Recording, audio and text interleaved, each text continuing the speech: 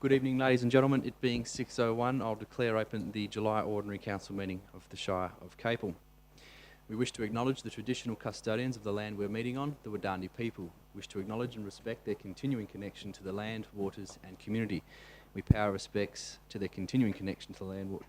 We pay our respects to all members of the Aboriginal communities and their culture, and to elders past and present, their descendants who are with us today, and those who will follow in their footsteps. Record of attendance, we have 8 councillors in attendance tonight, with an apology from the Deputy President, Councillor Sciano. Response to previous public questions taken on notice. There is responses there to Mr Bob Horswell and Mr Brian Hasty.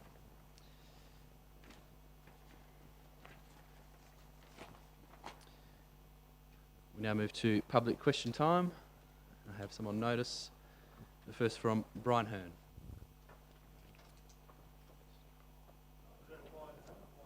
Brian Hearn.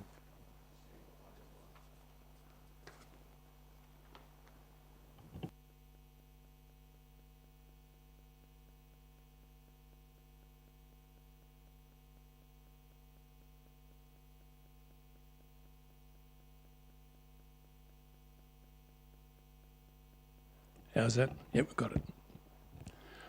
Thank you, Mr President. My purpose in raising the following questions is again to identify that there is still time and scope for councillors to implement cost savings in the 24-25 budget with a view to lowering the proposed rate in the dollar that has led to excessive increases in rates that councillors are planning to impose on ratepayers in 24-25 at a time when thousands of families are stretched to breaking point, with some facing both financial and a social crisis. My suggestion to lower the residential rate from 0.025 to 0.077 and the rural residential rate from 0.08 to 0.0745 will cost the budget just under $900,000 in 24-25. If councillors don't want to implement the savings that I'm going to suggest, instruct the administration to budget for a deficit. There's nothing wrong with that. And then just sit back and watch the savings accumulate month on month, as has happened over each of the last 4 financial years, with both capital works, employee costs and materials and contracts budget substantially underspent. My first question: if you don't lower differential rates, what guarantees are you offering ratepayers that they won't see a repeat performance of substantial budget underspending as has happened in the previous years in the 24-25 budget? We didn't have that question from you on notice. It's there. Paragraph 3. Your first question was about employee costs. Oh, it's got a... Okay. Well, it's got a question mark after it, but anyway, I mean, the question is council or the administration offering any guarantees that the budget will be on budget on time and not underspent as in previous years? There is certain KPIs that need to be met regarding the budget. We do have the mid-year budget review where we do track that spending and report on variances to the community. There is also KPIs directly to the executive, namely the Chief Executive Officer, and a number of accountability mechanisms through the corporate business plan. With the way that the structure is proposed to be changed this year, it'll place more accountability on the directors and staff beneath them. So we always aim to deliver as much of our budget as possible. And where things such as roads projects are delayed for various reasons, that funds are ring-fenced to be delivered in later years, such as the capital works program that's proposed for this year. Thanks for the question. I'm sorry for the confusion there. That's all right. Employee costs savings, I'm suggesting a $265,000 saving or 2% of employee costs. So firstly, thank you for answering my question, indicating that the budget for 13 new employees has been prepared to reflect a staged onboarding period, reducing the overall salary spend. That's your words. I guess, are you telling me there will not be any savings whatsoever with regard to the 100 other odd positions in the Shire due to current and future vacancies and delays in filling vacant items? Thank you, Mr Hearn. The salaries budget is based on the retention of individual staff positions with full year costings of existing staff, and as mentioned, the partial year costings for the new positions forecast in the Shire's workforce plan. Where appropriate, certain circumstances, vacancies may be covered by labour hire or contractors which incur costs. At the time of answering these questions, There are only 2 vacancies for existing positions, and one of those is just about to be filled. The budget transferred from the leave reserve is $518,288, with these funds contributing to the increase in direct salaries costs included in the annual budget draft for the 24-25 financial year and linked to the Council's endorsed 2024-28 workforce plan. The balance of the reserve is retained for leave reserve purposes. You've answered the second question. I guess I wanted to know, for the people watching online and the people in the gallery, basically I highlighted that even though I asked a question in the March Council meeting as to that it was blatantly obvious that the employees' leave reserve, which was then $788,000, was substantially overstated, and now I note that you're reducing it by $518,000, and I'm just wondering what was the epiphany that happened between then and now to work out that your employee leave reserve was 518 overstated. I guess that's the question I was asking.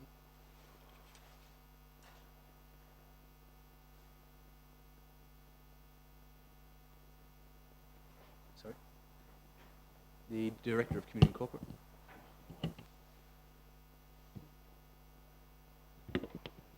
Hello, Mr. Hearn. Thank you for your question. I suppose it's more in terms of fairness and planning with a line of sight at the impost of having additional new employees come on board and obviously having those balances sit in the reserve. It just seemed reasonable and fair in terms of the other competing things that we had to budget for that year. That money should come out of the reserve to fund the salaries. Thank you. Yes, I guess the point I was making is that we knew in March that it was $518,000 too much in the fund, and I guess the comment I made was, wouldn't it have been nice if the councillors knew as part of the mid-year budget review that they had $518,000 up their sleeve that they could have spent or allocated to other activities. So that's the point I want to make, and so I guess I'm particularly disappointed about that, but anyway, at least the right things now happened. The second question relates to the interest revenue. I've got a potential saving of $100,000, and that's not an expenditure saving, that's an increase in revenue for those that don't understand. Firstly, thank you for responding to my question on interest revenue.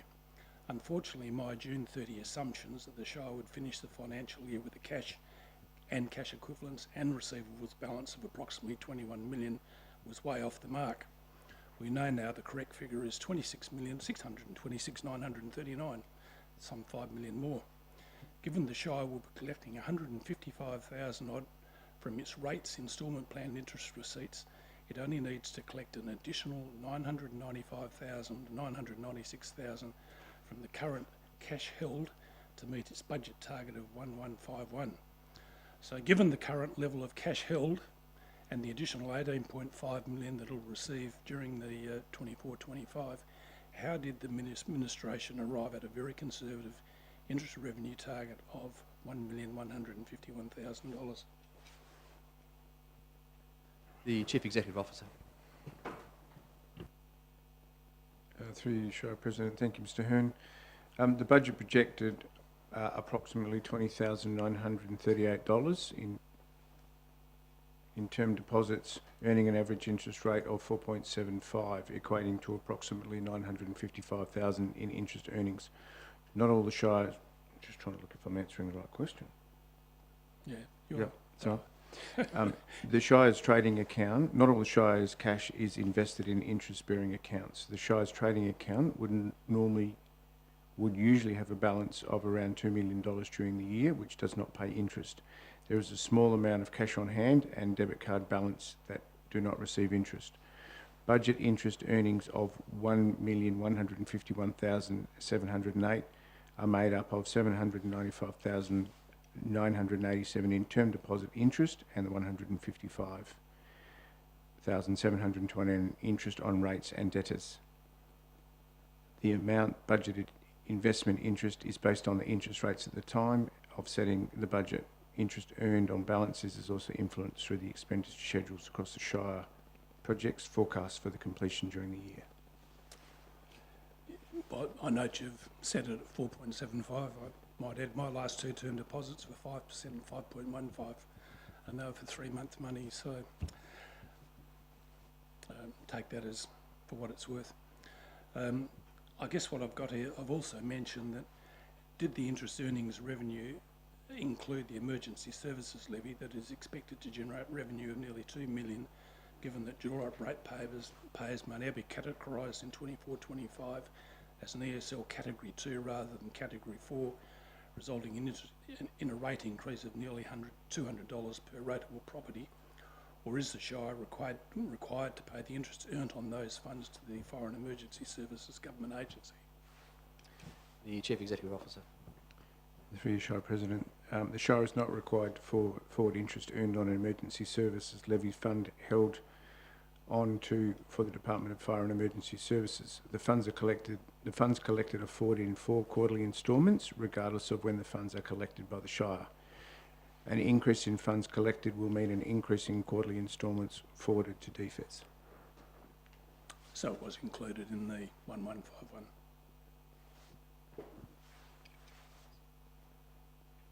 Yes. Yes? Okay. Finally, I've got here, even preparing the most rudimentary month-on-month cash flows, which I did, allowing for a conservative term deposit of 5% for 3-month deposits, is the budget target of 1.15 million a soft target? And will councils request the administration to increase the budget target by 100,000 to a more realistically and achievable target? I guess you don't have to answer that. All I can say is I wish I was managing the money and getting 10% over and above what the Shire's budgeting. I think I'd do very, very nicely, thank you. The third question is the vehicle replacement program, and I've listed a potential saving of $150,000, which is about 3 vehicles. So firstly, again, thank you for responding to my question on the vehicle replacement program, advising that some of the 20 replacement vehicles in the budget have already been pre-ordered in 23-24, and that the Shire is waiting delivery of these vehicles. So my first question, how many of the 20 vehicles were pre-ordered in 23-24? Thanks, Mr. Hearn. The procurement process has already commenced for the 10 carryover vehicles, and all 14 vehicles, though, that are scheduled in the currently endorsed draft capital replacement program are to be traded as they either meet the 100,000 kilometre threshold or the 5 years plus in age, as endorsed in the new policy. So I understood that. So 10 have already been pre-ordered, and the other 10 are Yes. 5 and 100. Yes. Okay, thanks. Dump station. Again, I note that the budget for the facility has increased from 189,000 in the June 24 draft budget to 250,000 now. Given the controversy over the project, is the project proceeding in 24-25, and can you please explain why the cost has increased by 61,800 in the last month, and why is this project such an immediate priority? Deferring to 2025-26 saves the budget $250,000. Thanks, Mr. Hearn. The Council will determine if this project will be supported for completion in the 24-25 financial year through the review of the draft budget and draft corporate business plan, which will occur at the August 24 Ordinary Council meeting. The increase in budget is due to some price cost escalations around some of the raw materials, hard stand area, and the potential that the location may be shifted. Okay, thank you. The Enterprise Resource Planning, ERP, I've got their potential savings of $200,000. Again, thank you for responding to my question on the ERP, advising that the project will be phased in over a 3-year period. What is the anticipated cost for each of these 3 years, given 1.75 has been allocated in the 24-25 budget, and Council recently approved an additional 120,000 in the June 24 OCM. Perhaps I'll go through the question, I'm sure you'll answer them all. What will be the major cost in 24-25, and when do you expect the tender to be approved and the contract to commence? And has any consideration been given to borrowing part of the funds? If so, can you provide details? And the last one, what account code can you refer to me in the annual budget detailed account schedule to help me isolate where the budgeted funds have actually been listed? Because I think I know where they are, but I couldn't match the figures. So, Thank you, Mr Hearn. The draft 2024-2028 Corporate Business Plan and the 2023 Long-Term Financial Plan forecast the following enterprise resource planning costs. 2024-25, $1.75 million. 2025-26, $1.5 million. And 2026-27, $1.25 million for a total project cost of $4.5 million. The ERP request for tender closes on the 21st of August 2024. Evaluation and awarding of this tender will further confirm the final budgeted costs, expenditure profile and timing of payments. Given that the tender closes on the 21st of August, the awarding of the tender is scheduled for consideration at the September 2024 Ordinary Council meeting, and subject to Council's endorsement, contractual finalisation will be completed and planned implementation to commence in January 2025. Council have considered funding options for this project, with borrowing being among one of those options. The annual budget account code is 21402221. Administration Information Technology forecast, the operational spending amount ring-fenced for product procurement costs. Okay. Is that the one with about 2 million, is it? 2.1 million? From memory, I believe it, yeah. Oh, okay, thanks. That's fine. So you're very confident that you're going to spend $1.75 million between January and June?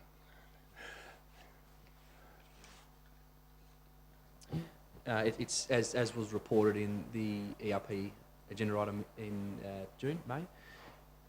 Most of the expenditure will be towards the end of the financial year, but the ERP is to be implemented in sections. The most important and essentially the core element of the ERP is the first procurement stage, which is the most costly as well. Okay, thank you.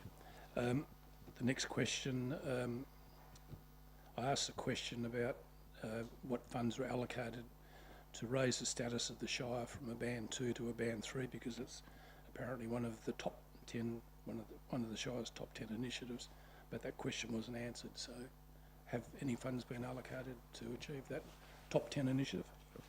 There is no provision in the 2024-25 annual budget to fund this activity. Detailed discussions will occur through the financial year with Council regarding the full implications of any band transition. Okay, thanks. And the one relating to minimum rated properties, excuse me. In my submission, I asked what would be the effect on revenue and what would be the increase in the number of minimum rated properties if the minimum rate was increased by 10% from $1,430 to $1,570. Whilst I appreciate councillors may have been briefed on this, the ratepayers were not. So can you please answer that question, because it wasn't answered? The Chief Executive Officer. Thank you, Mr Hearn. Council has discussed several different rate funding options, which includes the varying of the minimum rate amount. Using the property valuation data supplied by Landgate, seeing the majority but not all properties increase in value, calculated the increase to the minimum rate from $1,430 to $1,470. The proposed new rate sees a reduction in the number of properties accessing the minimum rate from 2,121 in 2023-24 to 843 in 2024-25, meaning more properties are levied rates against the full gross rental value of their property, fairly contributing to the Shire's total rate burden. 24-25 budgeted in... Oh, sorry, it's a subsequent question. So did I miss the answer? The question was, what would be the effect on revenue? And I guess that hasn't been answered. So if you increase the rate, as I said in my question, from 1430 to 1570, how many extra minimum raters? You had 861. How many minimum rated properties will you have? And will the budget revenue increase or decrease? That was the question.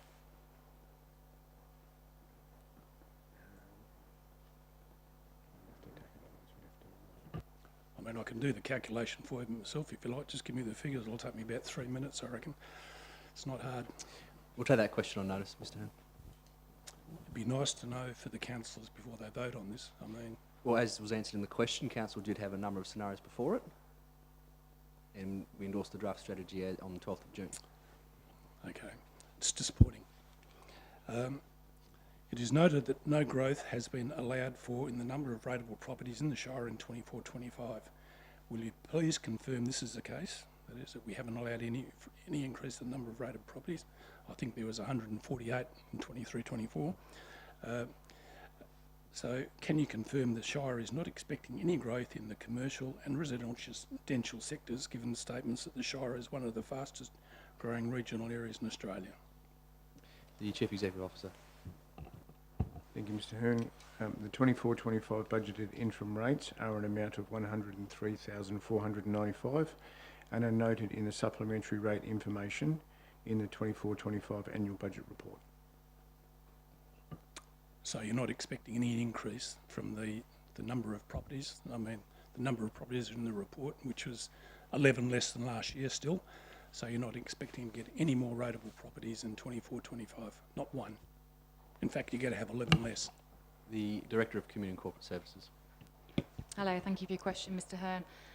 The annual budget actually reports around 75 interims that's going to be recognised during this current financial year, and reports that figure in the budget as additional revenue on top of what we're going to levy after Council determine what the rate in the dollar will be tonight. Right. Okay, so there's 75 interims. Yep, okay, thanks. And my last question on my favourite subject, rubbish. Thank you for providing detailed rubbish figures and graphics detailing how the administration overhead is allocated throughout the organisation. The first one, can you please explain why the sanitary employee costs have increased from 72,000 in 23-24 budget to 352,917 in the 24-25 budget? I think that's one position last year to probably 3 or 4 this year. How many extra positions are involved, and what is the role purpose of the new positions?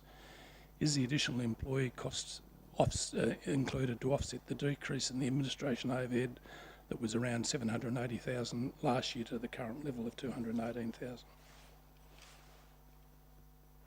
The Chief Executive Officer.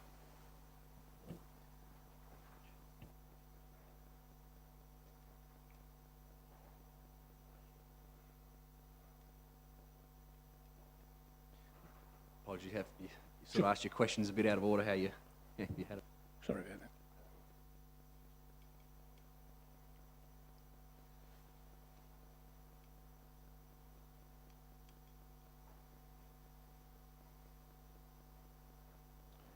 Thank you, Mr Hearn. Sorry about that. I was just trying to find the No, order. it's my mistake, sorry. No, that's okay.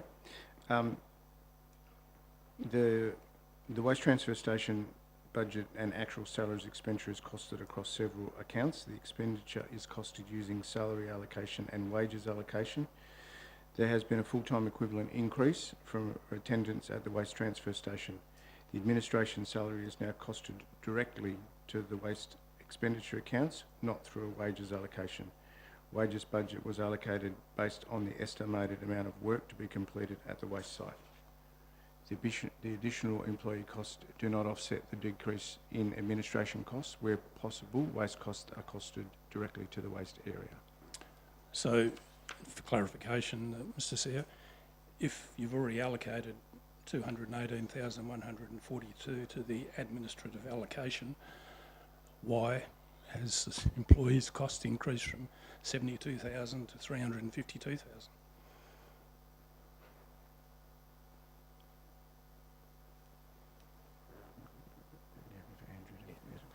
The Manager of Financial Services.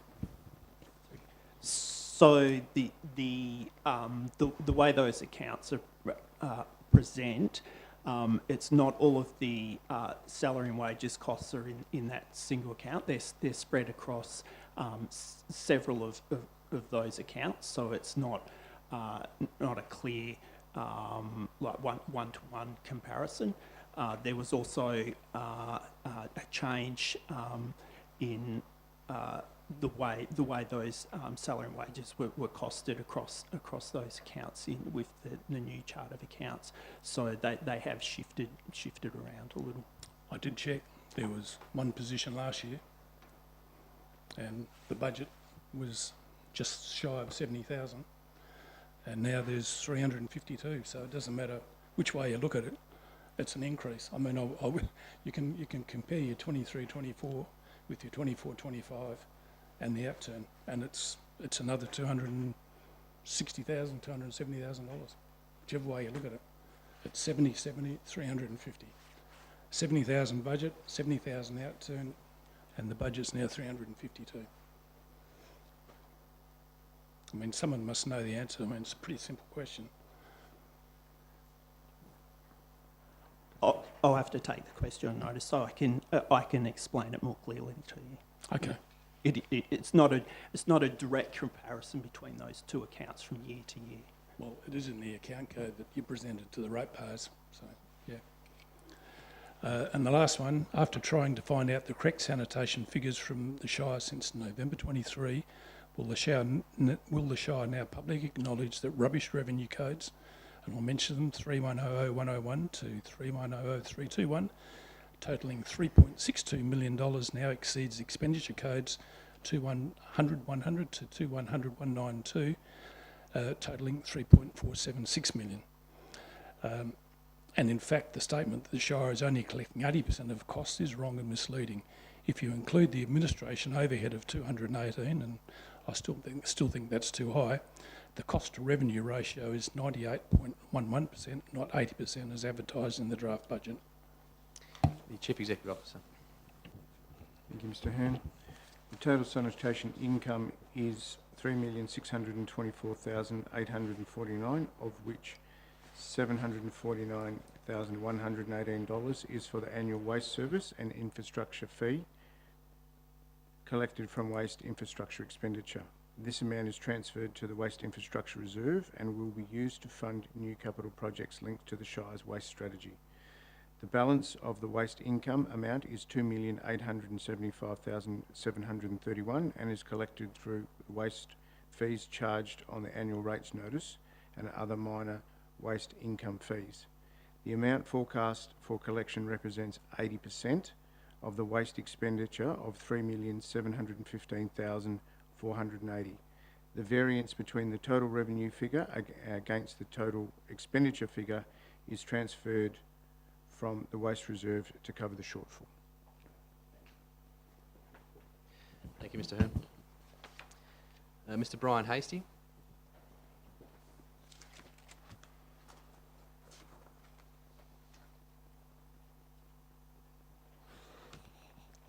Good evening, Mr. Kitchen, Mr. McMorrow, staff and councillors.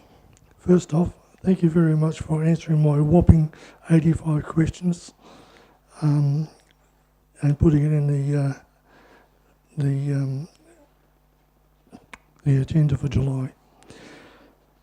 Okay, I've also got one question that I haven't asked you on the piece of paper I sent you. So question 4 will now become question 5.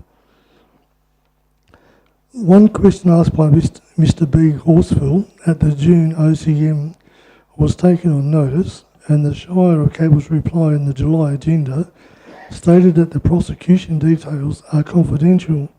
However, anyone can attend a court or tribunal hearing, which is generally open to the public.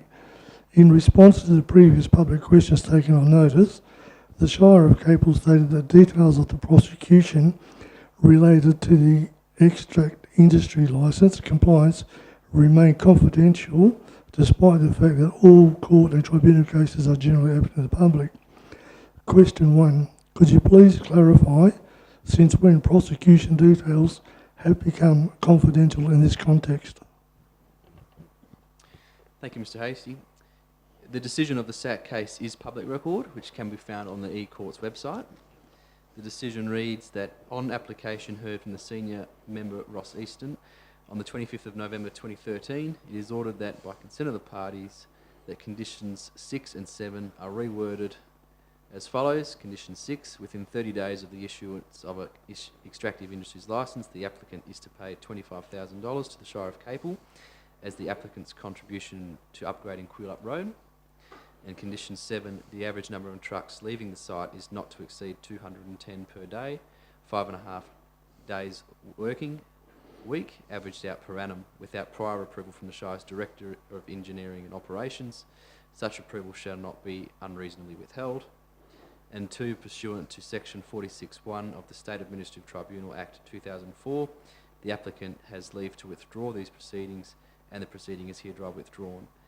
There be no order as to the costs. However, the reference to the SAT case being confidential was in relation to the details of the case. The Shire advised that the outcome was successful and the fine was paid per public decision.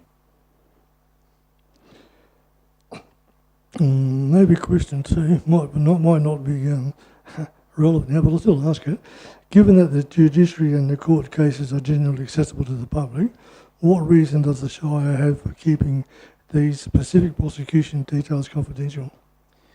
As previously mentioned, the outcome is public.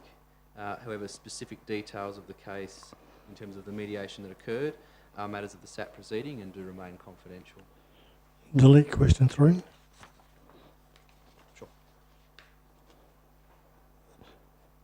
If I saw question 4, which is not on your agenda, if I sought freedom of information from the SAT, would I be denied that information about the EIL Mr. Horsfall asked about because of confidentiality? Could you repeat that question, please? Yeah. If I sought freedom of information from the SAT, would I be denied that information about the EIL Mr. Horsfall asked about because of confidentiality?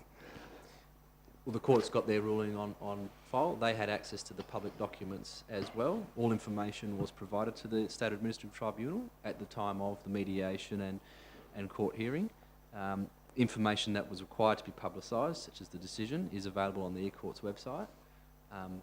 But as far as we're aware, and the advice we have received, is that internal information regarding the mediation is confidential between the parties.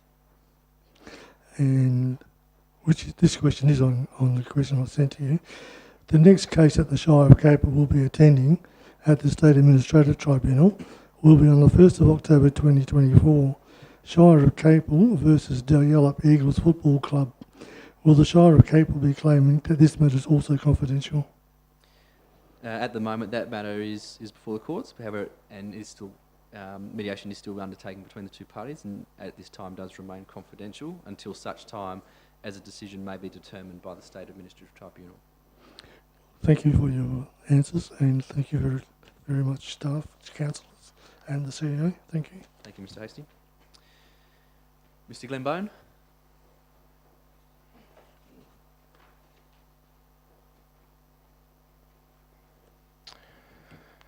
Thank you, Mr. President.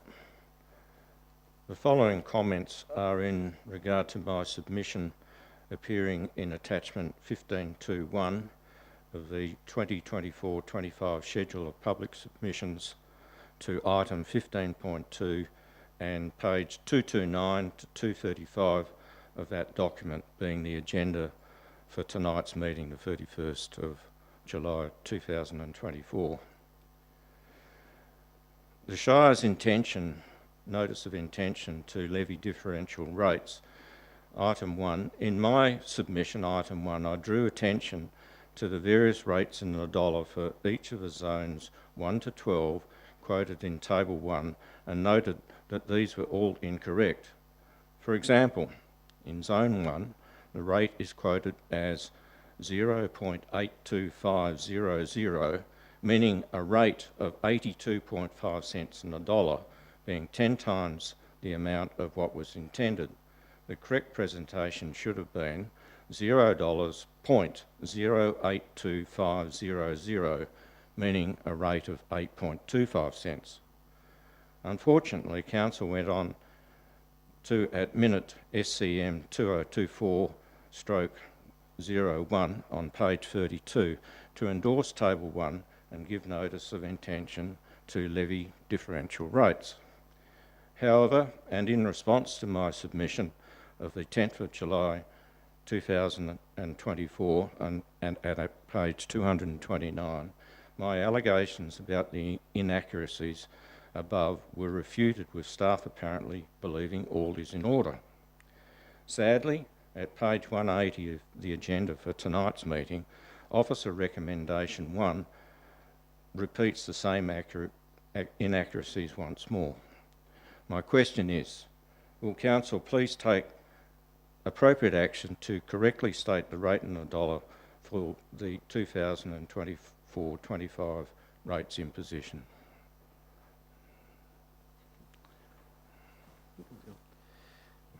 Thank you, Mr. Bone. For consistency, the Shire has amended the rates in the dollar in the rate table to reflect the rate in the dollar format, which was included in the draft annual budget attachment 15.2.2, which is included in the actual statements. The Department of Local Government, Sport and Cultural Industries has confirmed the original rate table advertised in the notice of intention to levy differential rates was a compliant format. The format for the reporting the cents in the dollar changed following advice we received from the department last year when we advertised our rates last financial year. We will clarify this position again prior to the budget adoption next year, as we believe the department is working to align the sector to that newer model. In the public availability agenda, it does have that format where it's 0.8, but the recommendation that's before council is 0.0825. Thank you. Thank you, Mr. Bone.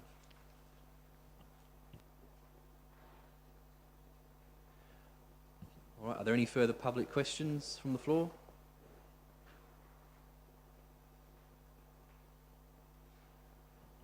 No? Oh, yeah, Mr. Hearn.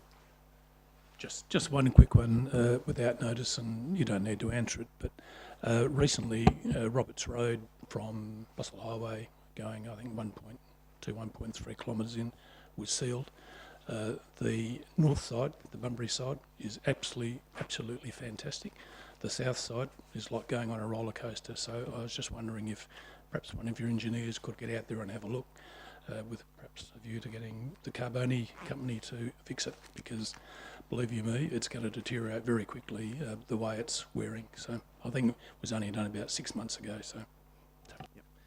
Thank you, Mr. Hearn. We'll take that on notice and have that followed up by our engineering team. Were there any further questions, Mr. Bone?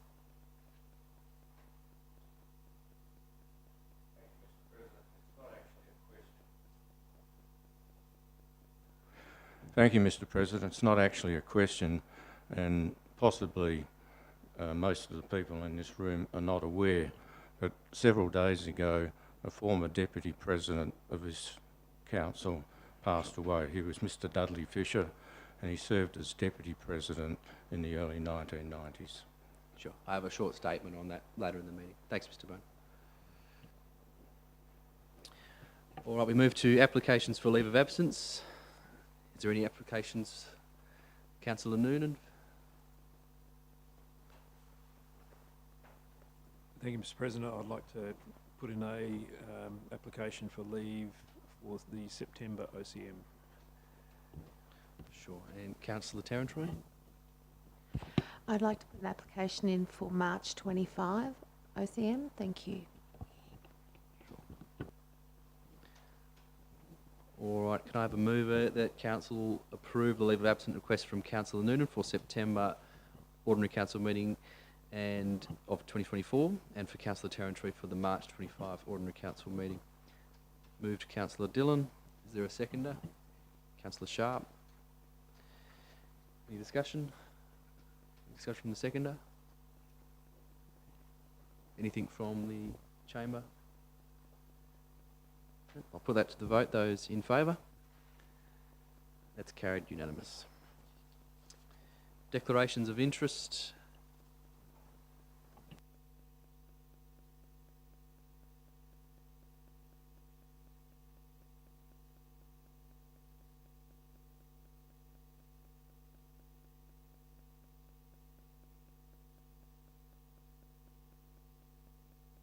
Sure. There is just one disclosure of interest in item 20.2, which is a item behind closed doors.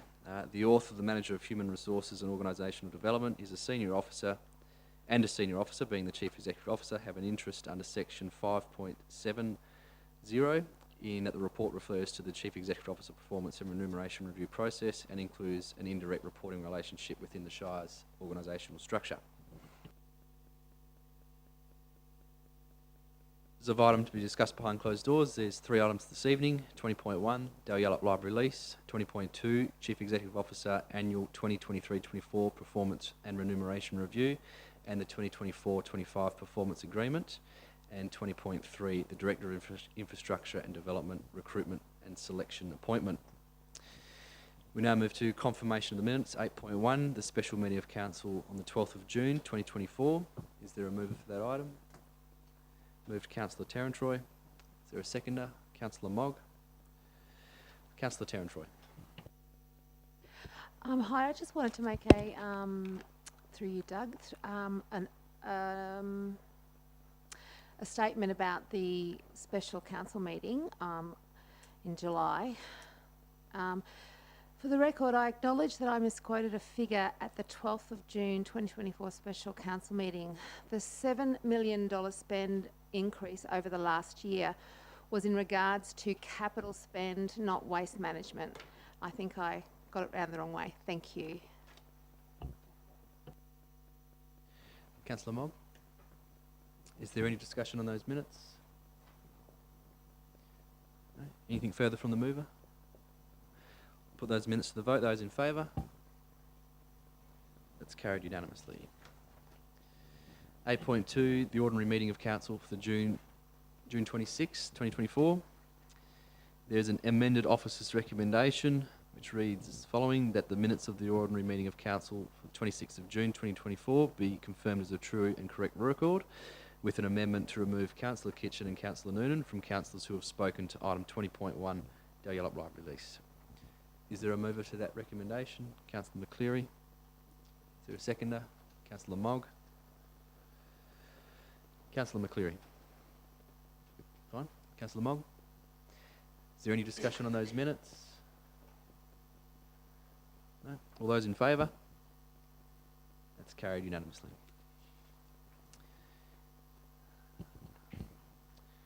All right, announcements by the presiding member. I'll just ask for everyone to please stand. It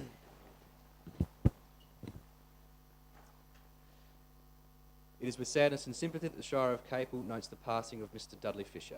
Mr. Dudley Fisher served as a councillor in the Shire of Capel from 1985 to 1993, as well as serving as Deputy President.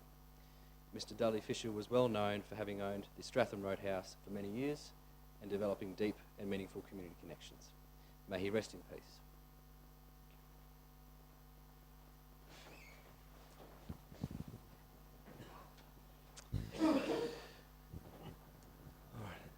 There are no petitions, deputations or presentations.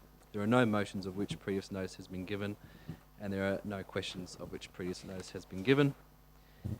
We now move to Chief Executive Officer reports. 13.1, Corporate Business Plan for 2023 to 2027. Quarter 4, April to June 2024. End of year reporting to the end of financial year. Is there a mover for that report? Councillor Dillon. Seconded Councillor Ferguson. Councillor Dillon. Thank you, Mr. President. Look, as far as the corporate business plan is concerned, it seems to be tracking okay. Anything not started or not complete seems to have pretty valid reasons for not having progressed. Nothing overly alarming amongst it. The council and ratepayers should be pretty happy how the Shire is going in terms of the corporate business plan. So pretty much as read. Thank you, Mr. President. Councillor Ferguson.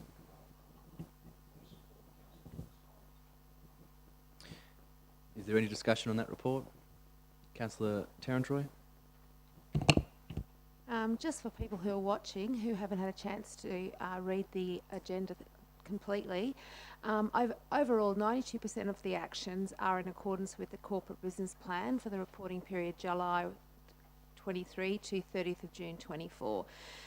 A summary of the key achievements and outcomes throughout the year should be celebrated and talked about tonight.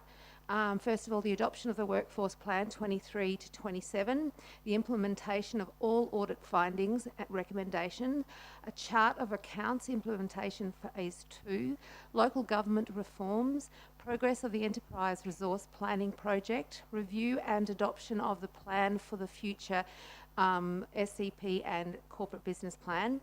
The organisational leadership and cultural development program commencement, agribusiness precinct feasibility phase 1 study completed, place plan 23 to 27, adoption of the coastal hazard risk management adaptation plan, the CHIRMAP, the Catachunut Biodiversity Park feasibility study, the Shire of Capel website launch, the 2023 local government elections, Lost and Found Festival, the bushfire mitigation initiatives, the service capability review, the waste services review, and the volunteer bushfire brigade work health and safety and induction, and short-term rental accommodation policy.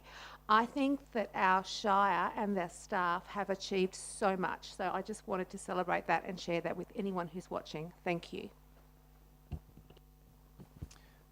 Are there any other speakers on that item? Councillor Dillon? I'll put that to the vote. Those in favour? It's carried unanimously. 13.2, policy review, attendance at events. The following item was deferred at the June 26 ordinary meeting of council until the ordinary meeting of council 31st of July 2024. The following councillors were spoken on the item at the time of deferral: Councillor Kitchen and Councillor Sciano, as well as the mover and seconder. There was also a foreshadowed motion, which was the original officer's recommendation. We now return to debate on the substantive item. Was there anything further? Councillor Dillon? Thank you, Mr. President. May I foreshadow another alternative recommendation for this item, please? Yes, Councillor, your foreshadow? I believe it has been Be conveyed to leave the minute taker has it. Yes? Okay. staff earlier. So ultimately, Mr. President, do I have the floor? No, or- that's it. No. You can speak to the current item though if you wish.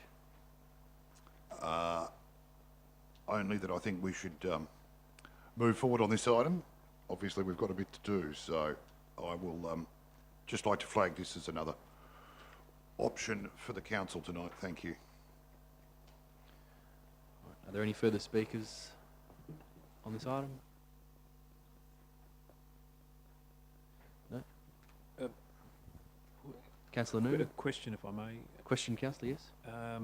Could we have a brief summary of the impact of the foreshadowed motion as Sure. opposed to the current motion that's on the table? So the foreshadowed motion, I believe, is an altered recommendation following some of the feedback that was discussed by council at the last council meeting, and reflects.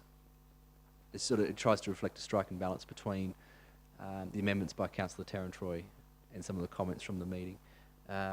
If council wishes to discuss that, it would need to vote down the motion that's currently on the table. Councillor Sciano has foreshadowed the original officer's recommendation. He's not in attendance tonight, but it's still on the table, so if there's a mover or a seconder from the council, then it can be discussed upon. If not, it lapses for one of a mover and seconder, in which case then the foreshadowed motion from Councillor Dillon would be discussed, if it too then received a mover and seconder.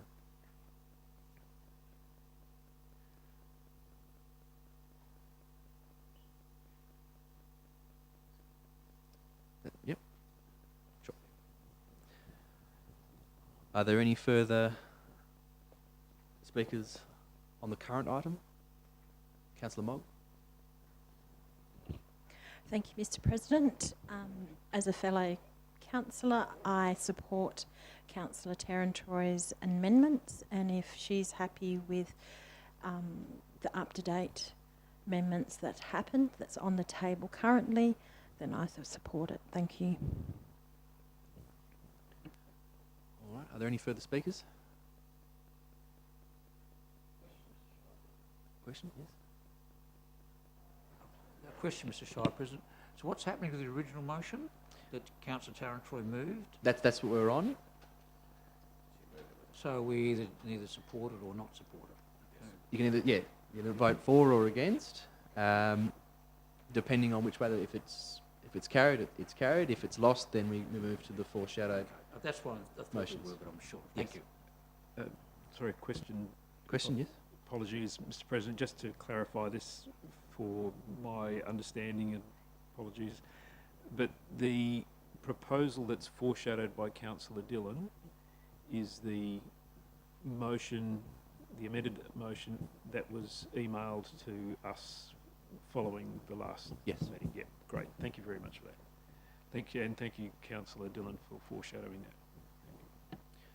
All right. Are there any further speakers? Councillor Terrantroy, you wish to close?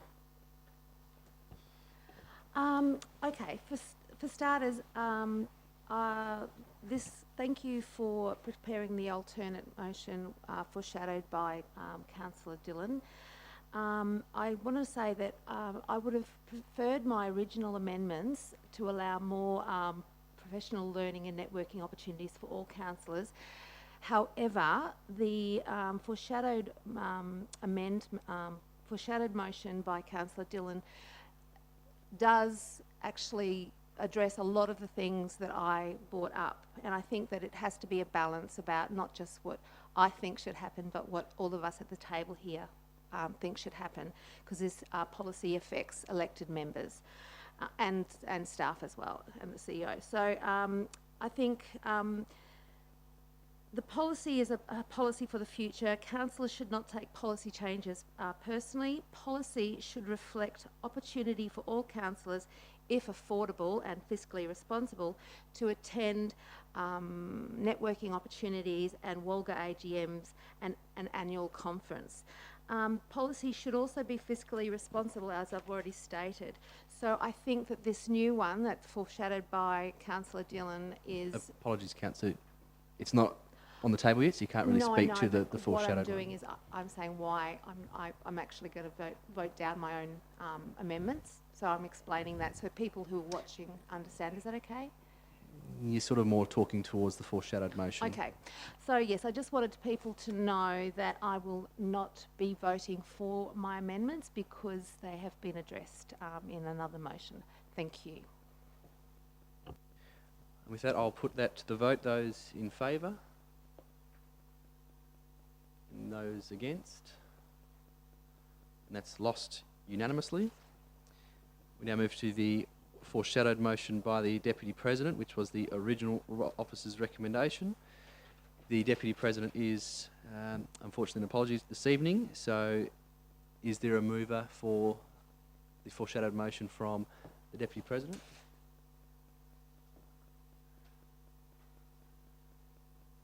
No, the foreshadowed motion from the Deputy President lapses for want of a seconder. We move to the foreshadowed motion from Councillor Dillon.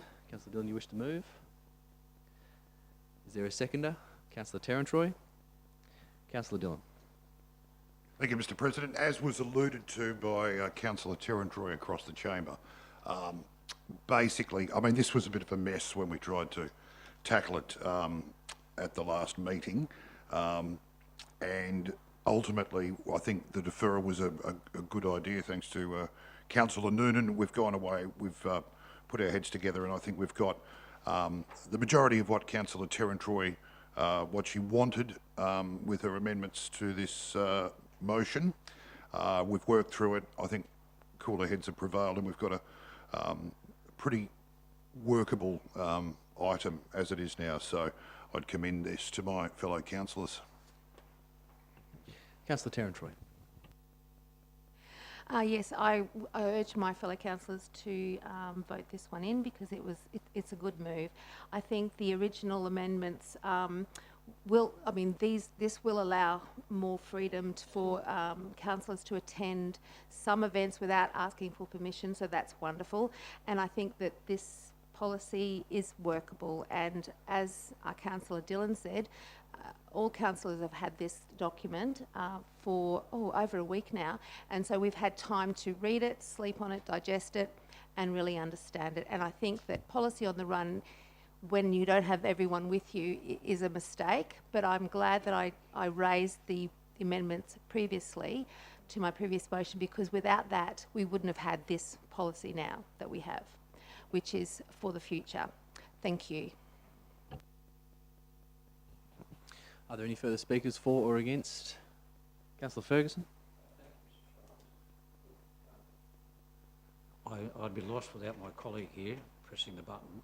Thank you, Councillor McCleary. I think subsequent to receiving this particular notice, or maybe before, I can't quite recall the timing, but I had the privilege of attending a WOLGA training session, and unsolicited by me, there was a comment made about the similar topic.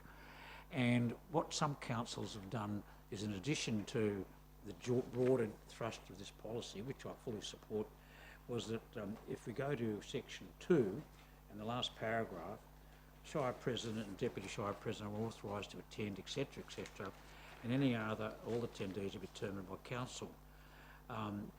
Any attendance approved by council.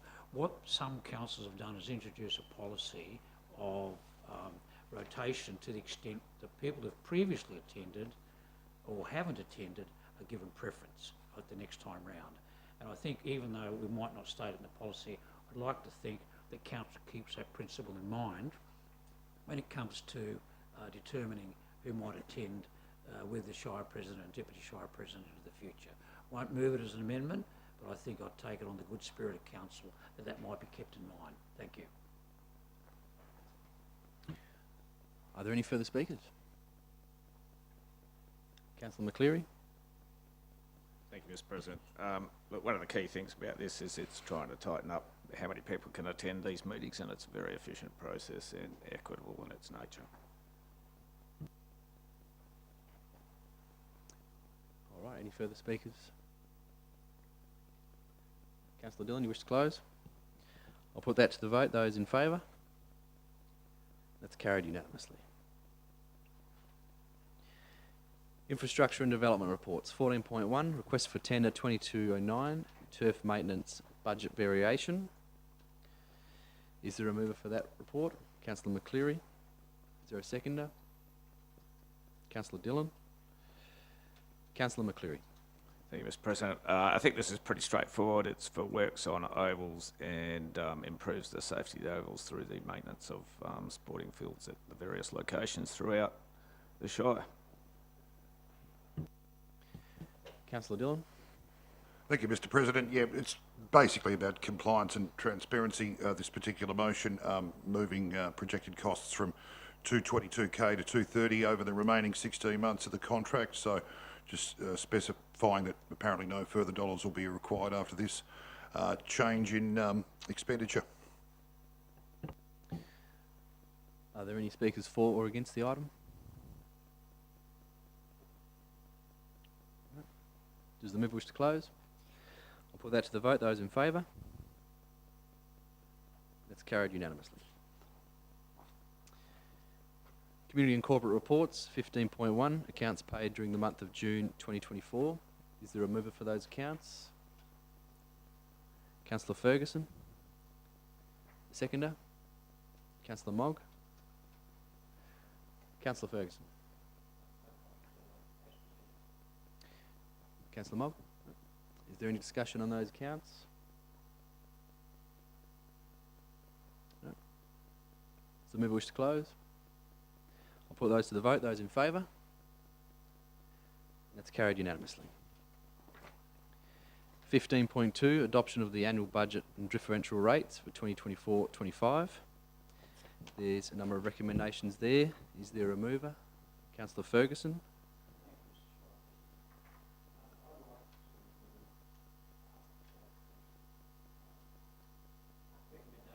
Sorry. Microphone, Councillor. That the recommendation of staff be adopted and that be moved in two parts. That in Globo we move sections 1 to 5, I think it is, 1 to 5 that requires absolute majority, and in Globo the subsequent sections that require just a popular majority. So I'd like to move the motion and seek the support of council. Sorry, Sue, hang on. You're So yeah, 1 to 5, the absolute majority, you're seeking to move them en bloc? Yes. Sure.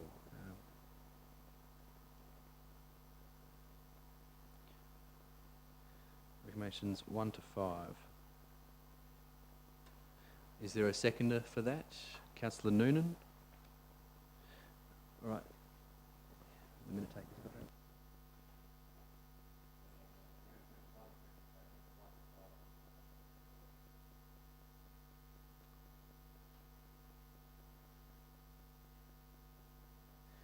Councillor Ferguson.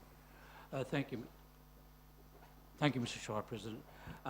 Look, this is obviously a contentious, to some extent, and troublesome issue, but I've listened to the arguments both for and those against the rate increase that's been recommended by staff and generally agreed to by council during the briefings and the sessions we've had on this particular topic. I haven't heard during those conversations we've had when we've been briefed by staff any particular strong opposition to the recommendations that have been come forward in this particular motion. It is troublesome, but nonetheless I believe we have an opportunity to break the nexus on what we might not have done in the past. Now, one of the significant issues that we're faced with is the ERP.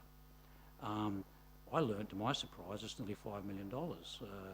But what we don't have, as I learnt from several other, not necessarily adjoining, but other similar sized shires, we've not historically been putting any funds aside into reserve for this particular project.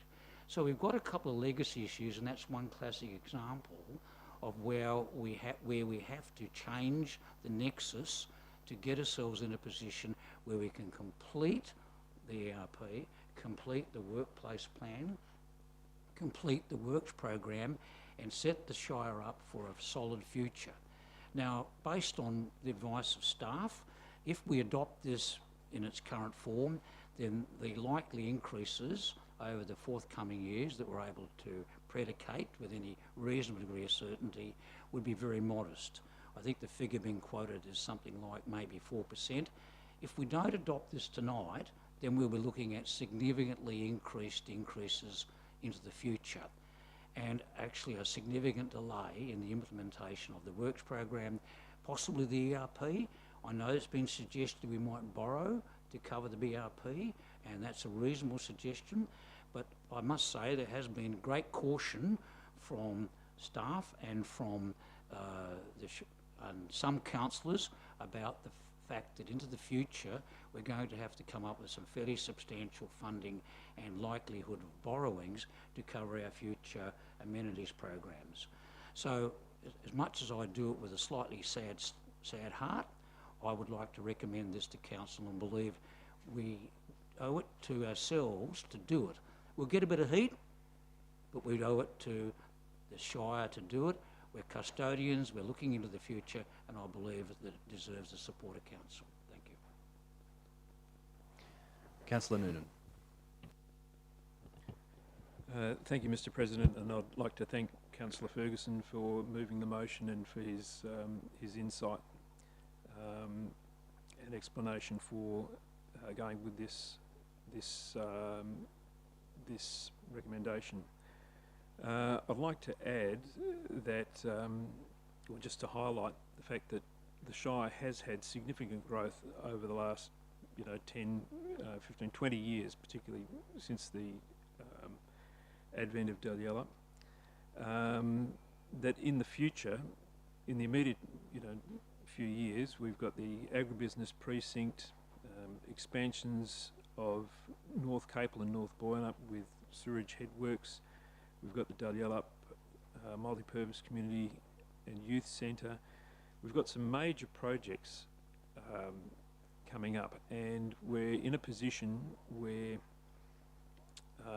despite the fact that there is financial hardship for an element or a group in society, there is relatively full employment, and I would like to reiterate the point that Councillor Ferguson alluded to, that we need to bite the bullet this year. And the justification for that is the increase in the GRV. Now, in previous years when we've made decisions, for example, there has been higher levels of unemployment. There have been the impact of COVID, and we were responsive in those years, in our approach to the rates that we adopted. But this year, there has been a very significant increase in the GRV, and if we don't move with the recommendations, then in subsequent years we're going to have to have larger increases than we otherwise would, simply because we didn't have the fortitude to do it this year. Now, we will still be, after this rate increase, if we adopt it tonight, we will still be the Shire in the Greater Bunbury region with the lowest rate in the dollar. We will still be the cheapest place for a young family to set themselves up to buy their first house. We will still be the cheapest place in the Greater Bunbury region for investors to buy a new property. Okay, so it makes sense. I think it makes sense for us to do this. Certainly, we've had 26 submissions, but the point, and most of those have been against an increased rate in the dollar, or an increase in rates. However, of those 26 submissions, almost half of them asked for something else. They also said, don't increase the rates, but I'd like more services. I'd like a free something or other. But the point is, nothing is free. You know, if we provide, for example, a free skip bin, it's paid for somewhere. Somebody else has to subsidise it. So people are asking for additional services. People are asking for a high level of service provision for the parks and the gardens that they enjoy, and so on and so forth.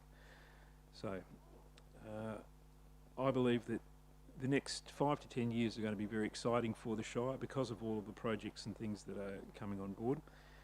And I'd probably like to also make the comment just in relation to people who are doing it tough. And, and typically they will be people in the lowest socioeconomic cohort. If we were to consider any change to the current budget, the only thing that we should perhaps consider is not, as Mr. Hearn suggested, increasing the minimum rate, but we should consider decreasing the minimum rate, because that would assist the people in the most challenged socioeconomic cohort. That would assist them with a cheaper rate, as opposed to making their burden more difficult. The very last thing that I think that we should consider is any proposal to increase the minimum rate and perhaps let the top end of town off the hook and give any decreases to the top end of town, to the wealthier property owners. So I thank Councillor Ferguson, I thank Mr. President, and I fully support the motion for these rates. All right, are there any speakers against the item? Councillor McCleary. Thank you, Mr. President. Look, first of all, I apologise for not being able to attend most of the lead-up meetings for setting the budget because I was away on leave. It did shock me, the amount that was going forward. I would like to propose an amendment there's a copy that we've got in front of us that I'd like to put up, All right.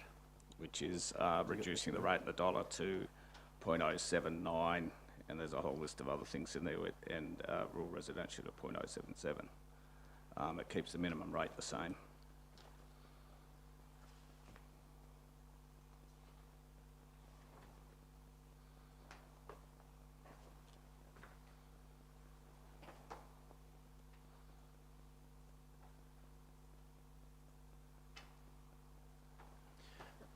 Was that amendment's just to recommendation 1, councillor, or? That would mean I'd have to do it on section by section, isn't it? Or are we still voting on bulk? Well, the recommendations 1 to 5 on block. Yeah.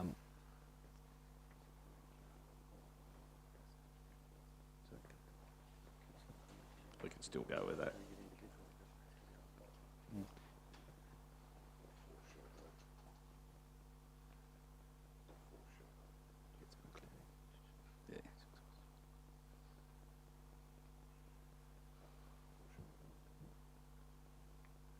That's your amendment, councillor.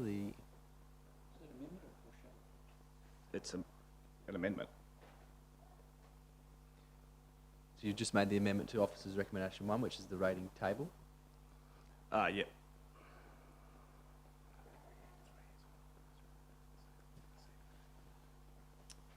Would you also include the? You'd have to do the others as well. Yeah, so it changes a lot, yeah. it'd just be the Yeah, alternative just do them. recommendation 3 as well.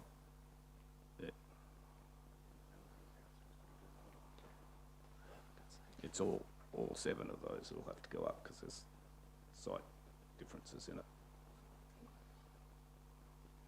Oh, except for 7. 7's different. Yeah. It is the same, I mean.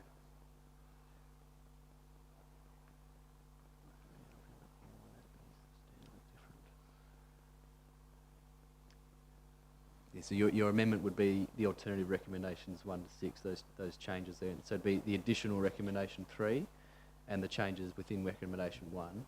Yeah. And everything after the current 3 become renumbered to be 4, 5 and 6. Yeah. Okay. Got that? All right. Is there a seconder to that amendment?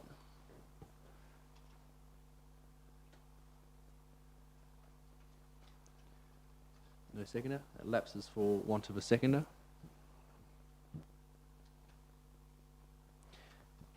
You still have the call, councillor. Did you wish to discuss?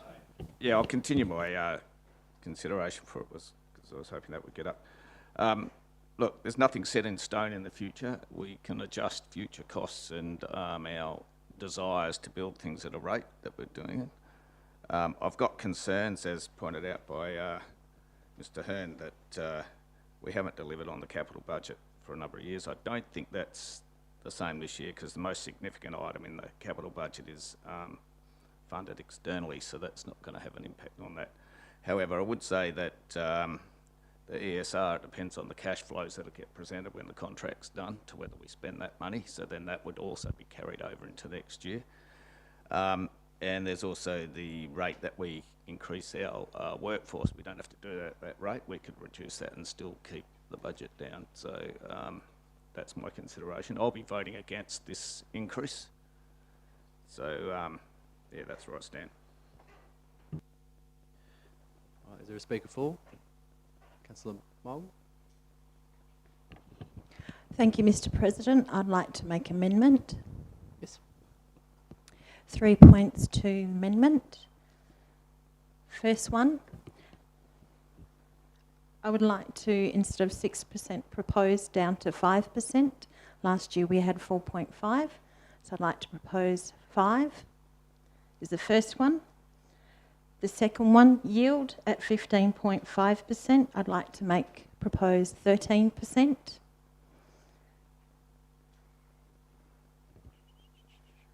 Third point, remove the interest from arranged late rate payments. Sorry, councillor, what's on the tables, the en bloc of 1 to 5? The payment option is recommendation 6, so we'll come to them later. Okay. Yep. So out of those 3 points, what's included in this block? The officer's recommendations 1 to 5. Okay, thank you.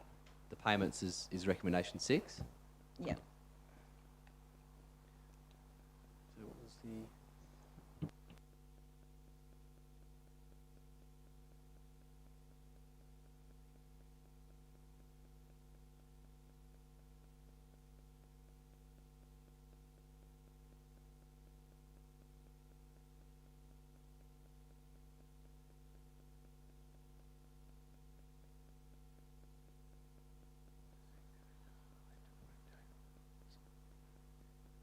So, Councillor, could we just have a clarification between the two percentages you said there, and the 5% and the 13%?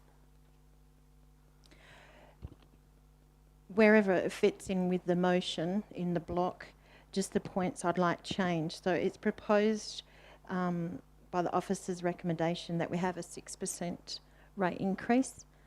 Last year we had 4.5, so I'd like to meet in the middle at 5% as a proposal.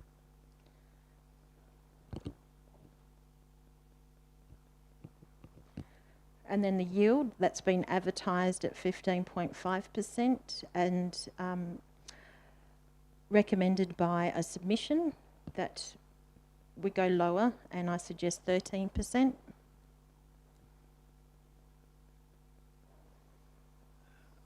I'm sorry, Councillor, those amendments would be contrary to each other. The yield in the endorsed draft strategy was 17.7%, Yeah, okay. with the average increase being 15.5.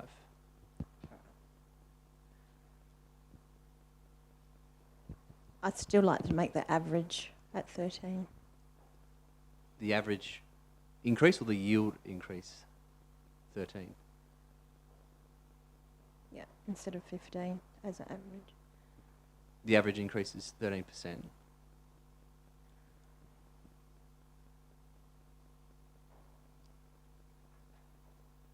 So if the average is 15.5, Yes, that's the draft as endorsed. The average is 15.5, okay. and the total yield is 17.7. Okay, we'll take that off then. I'll still fit with the 5% instead of 6%.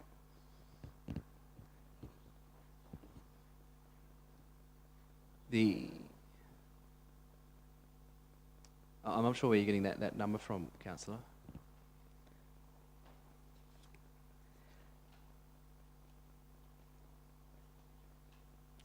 Remove that and I'll wait until point 6 comes up. Oh, are you talking about the interim, the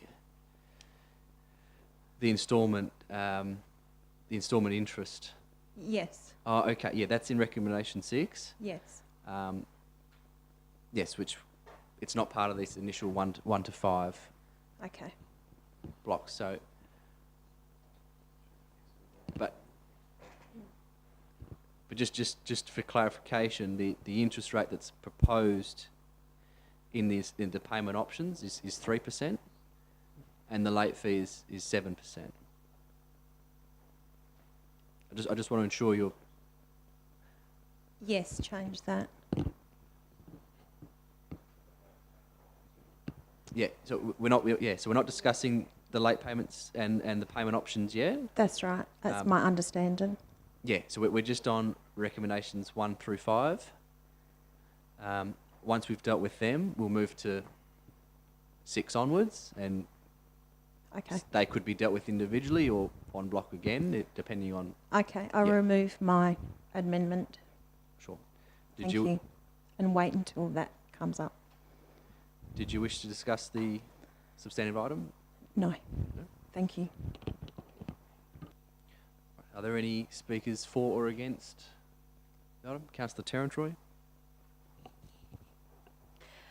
Firstly, I'd just like to thank all 27 residents who took the time and effort to make a submission to a public submission. I've read it all, I've thought about it, slept on it, wrote individual responses, and I concur with what Councillor Noonan said. everyone wanted to pay less, but, or not everyone, but a lot of people wanted to pay less but wanted more. And I want to remind people that there is the hardship policy out there if you are really struggling, and the staff here are very good at that part of their job.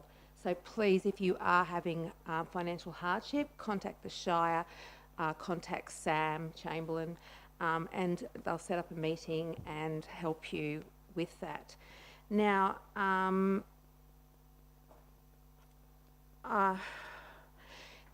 it's going to be hard for a lot of people to understand this, but basically $1 that we have today isn't going to be the same as $1 in a year, $1 in 2 years, especially with resource prices going up. So it's going to cost more to build infrastructure within the Shire. And I think that because of what's happened with Landgate and the delay because of COVID in getting our GRV reevaluated has really had a huge impact, and the cost of people's properties have gone up. And a lot of people, as Councillor Noonan said, don't understand that GRV is used to work out the, multiplied by the rate in the dollar. We have lowered the rate in the dollar. I spend a lot of time on Facebook putting out factual information for people. And in the end, the conversation petered out because the people on Facebook out there who are watching could see that what I was saying was true on Facebook even, but there's still going to be some people who are never going to be happy with whatever the Shire Council does. I would actually ask anyone who thinks they could come and sit at this table and do a better job than the councillors at this table, put your hand up, go for election. The thing is, I'm not here to be re-elected in 2025. I'm here to act as a steward for our council and our residents. I want us to be financially responsible. I take this role very seriously and spend a lot of time reading agendas, attachments, emails, all of these things. I mean, I read them. I make notes. I print off the stuff from residents because I do care, and everyone at this table cares. So I really, I'm one of those people who don't think the squeaky wheel should get all the attention, because we have the silent majority who are happy with what we're doing, who are happy with what the staff are doing. So I'm just going to read a statement that I wrote. It's about stewardship. It's about planning for the future, for the residents in 5 to 20 years' time. It's about being fiscally responsible. It means having reserves set aside for a rainy day and for future planning. Most importantly, a dollar today will not be the same as a dollar tomorrow or in 5 years' time. We can't keep delaying rate increases. It's going to be to the Shire's detriment financially. And as the money we have in reserves are invested and the money value of that increases, the Shire financial stability and strength to grow our Shire from a band 3 to a band 2 and even a city one day is within reach. I want to provide, because we want to provide our residents with the infrastructure and services that city living people expect and demand. We can't stay a sleepy Shire of Capel forever. We have to move with the times. We have to look into the future a bit and do some planning. This is sound financial advice. You go to any financial planner, they will always tell you to have a cushion. This is what reserves are, a financial cushion I'm talking about. So we need to look into the future and not hang on to the past. Remember the past, celebrate the past, but we do need to move into the future. Thank you. Are there any other speakers on the item? Councillor Sharp. Thank you very much, Mr. President. I wrote something down too because obviously I thought so long and so hard about this rating review and what's coming to us. and what we're trying to achieve as a council, as a shire, for the future of our people. I've written it down because I'm notorious for wandering off track, so I'd really like to be very specific about this. Firstly, I would like to thank all of the residents who've corresponded with the Shire, and to those people who've attended the community workshops last month, and for those who've attended tonight. I do appreciate your time and effort to come along and listen to this meeting and participate. And I'd like to thank the other councillors I know who have also thought long and hard about the decisions that get made in these chambers. What a fantastic region we live in. It's amazing. Capel is such a dynamic place, and the future is ours. Ratings reviews, and specifically this ratings review, have come at a time when there's a lot of people who are struggling with the cost of living and housing crisis. I personally understand the situation. I'm one of those residents who struggle to scrape together the money to pay my bills on time. The decisions that we make and discuss here have repercussions, both positive and negative, for some people of this region. However, we are all approaching this with a common goal, and that is to help support communities and foster sustainable growth and development in our region, not just for this financial year, but for years into the future. Capel is one of the most rapidly growing areas in Western Australia, and to service our communities and maintain the unique places amongst our townships whilst cherishing the environment, delivering social services, encouraging sensible development and investment in our region, we need to be really thinking ahead. The 19,000 people that live here and the currently expected annual growth of about 1.9% needs a solid foundation forged on the decisive plans we make now. The compounding benefits of today's decisions bode well to meet the needs of our future. Capel has come an extraordinarily long way in the last 3 decades. We're not just a sleepy little country shire anymore. All of us ratepayers are contributing to a dynamic future together as our communities expand and rightfully expect the great levels of service we all value and deserve. Please understand the tough decisions we make today will help deliver this future for all of us. Thank you.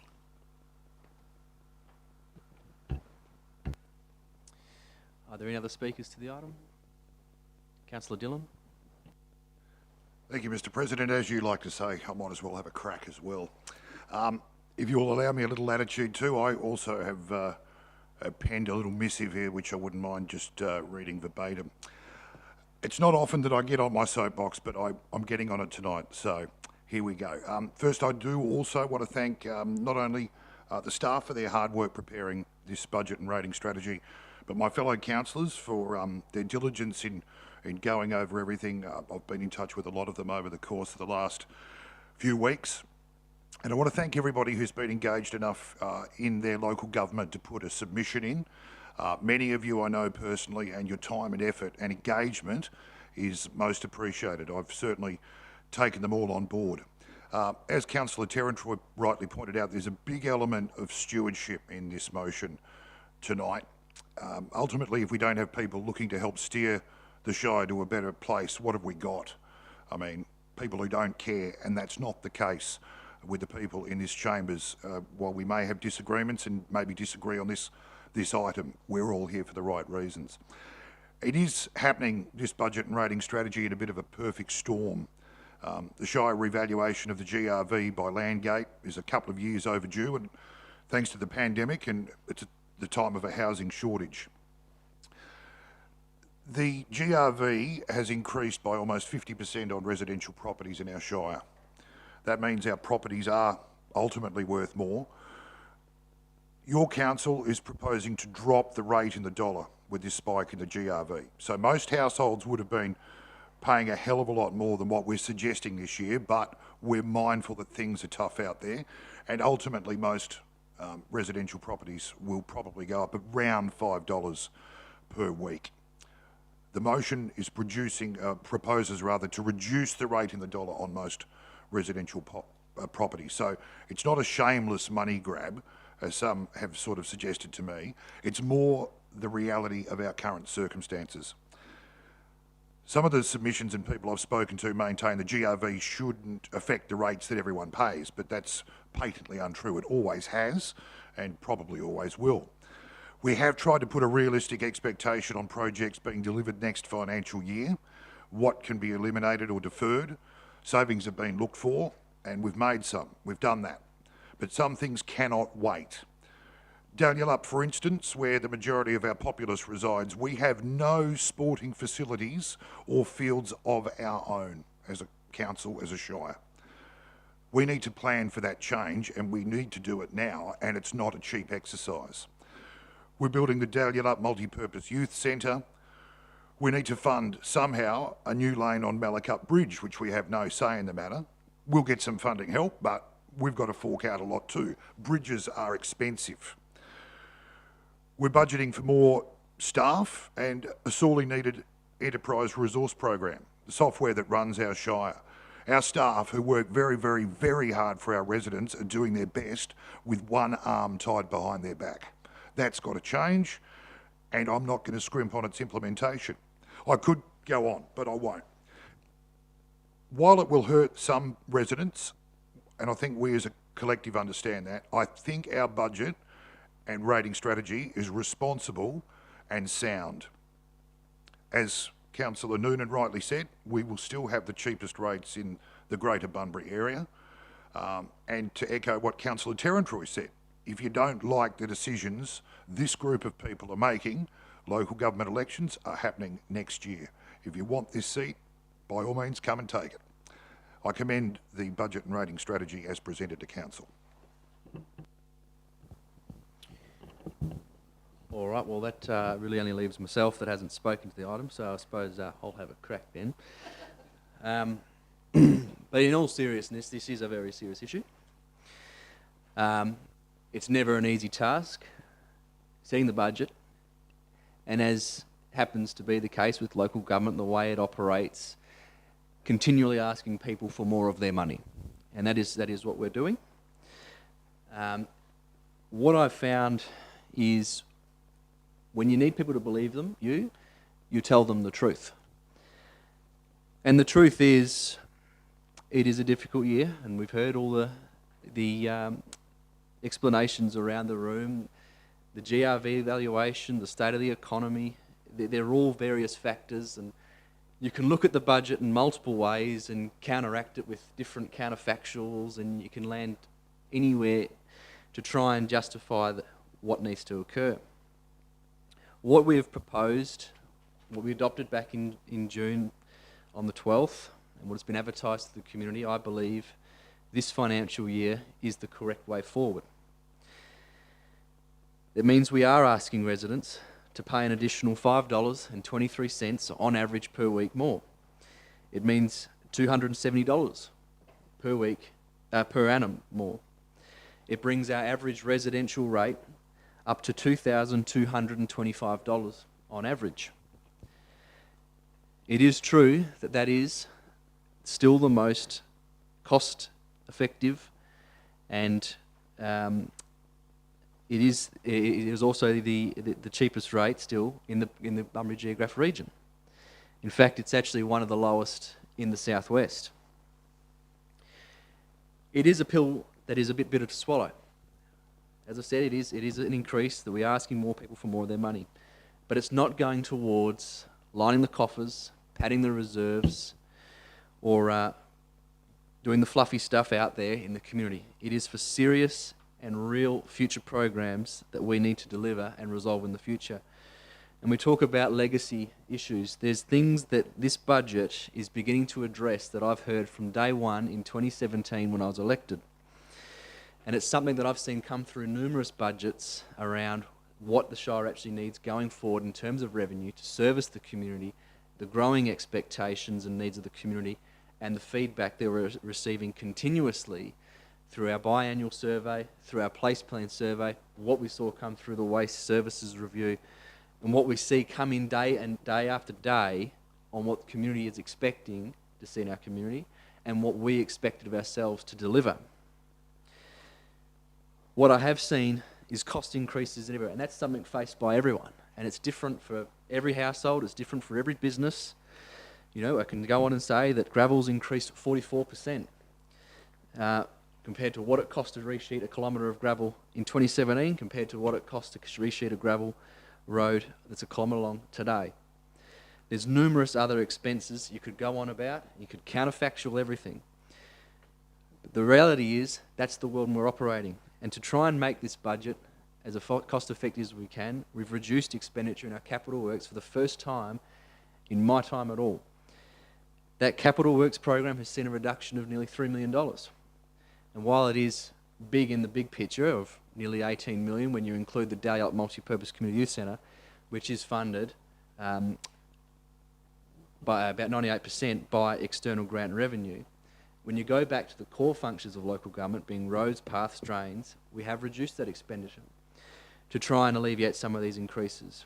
We've reduced our corporate business plan from an annual spend of usually 4.5 down to 3 to try and alleviate some of these concerns and redirect that funding into some cost areas that we need to resolve. The number one is being the ERP. And that's what this budget does, in that it brings the Shire of Capel into the 21st century. We are operating, the Shire's operating software was initially purchased in 1985. And we've been told by the company that provides that service that there eventually will be no longer technical service and support available to operate that, and that ends in a few years.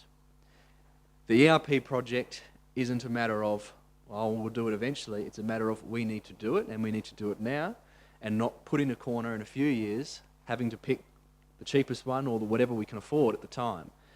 This is to plan for the community and the services in the way that we deliver it, but also improve on our commitment to the customer service. There's a lot of opportunities in there. One of the commitments we make to the community is that we will respond to you in 10 days. I can say, unfortunately, we do not meet that goal some of the time, and that is due to our current ERP. We have no way to track and make accountable those customer services requests that come in. We want to fix that.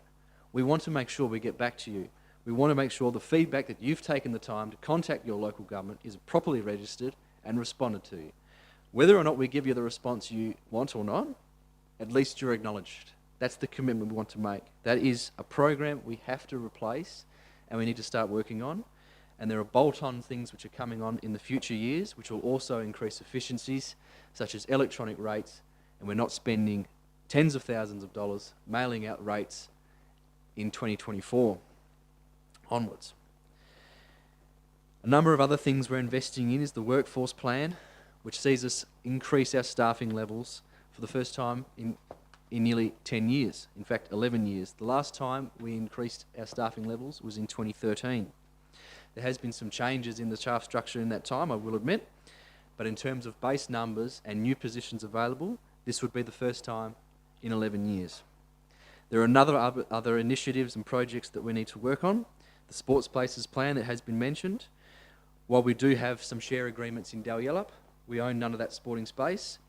In fact, we nearly had a risk implication of not having some of that space available to the public, which we've fortunately been able to negotiate with and continue that service agreement for some time, but we do need to plan prior to the ending of that service agreement. There are other number of initiatives we need to work on.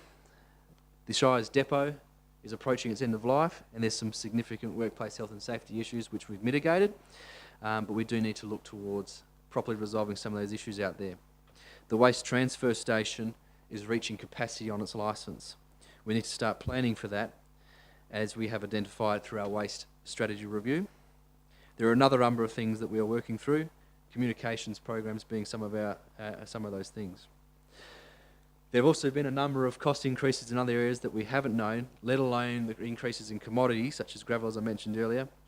We had to spend nearly $1.8 million in Dalyellup over the last few financial years, replacing and fixing our reticulation network.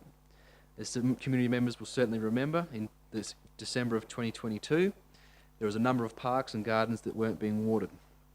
We've since been able to resolve those issues, and we've still got work to do out there with ensuring that the water supply in Dalyellup can actually keep up with the demand of those reserves. There's increased funding that will need to be put aside in the future for the Pepper Grove Beach and Dalyellup areas in relation to the char map.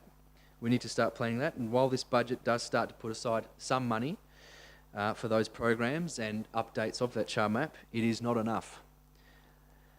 There are programs coming forward in that char map which will have large implications for the community, and we need to work through them with the community on that in terms of how that will be funded, where funding comes from, and what those projects actually end up looking like.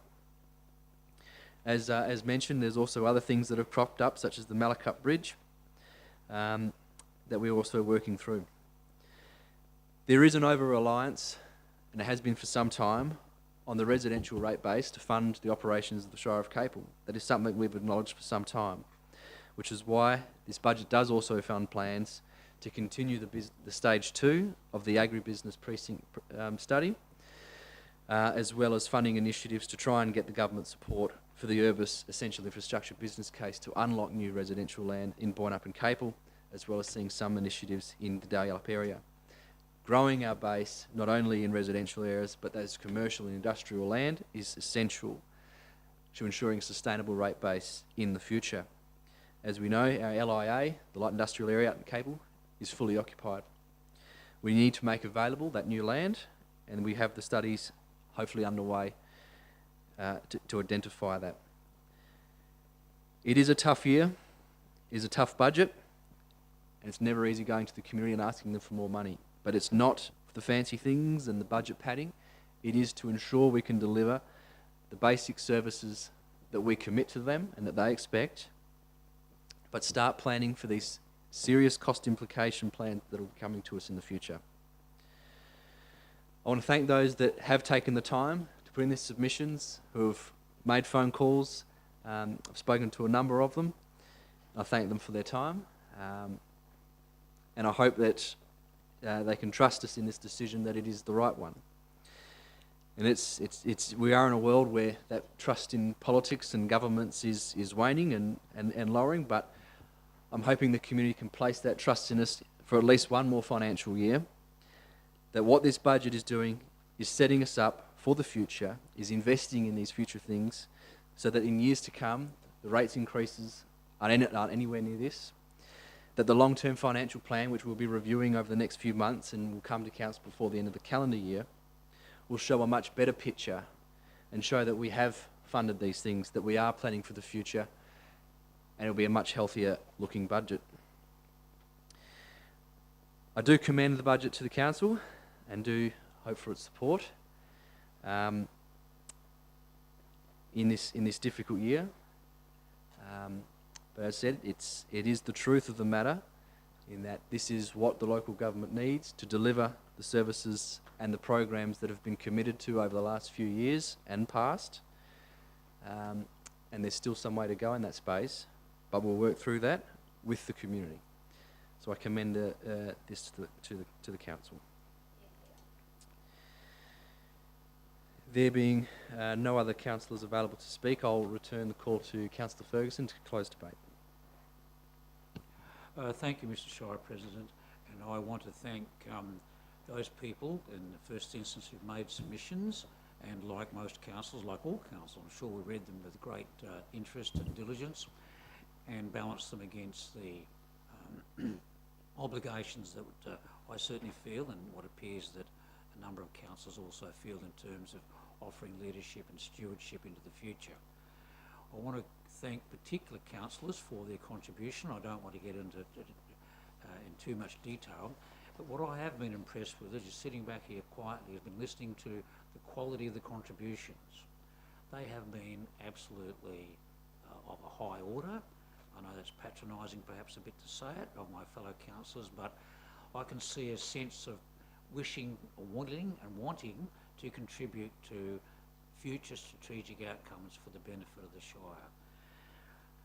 Councillor Noonan talked about the fact that we were impacted by the GRV.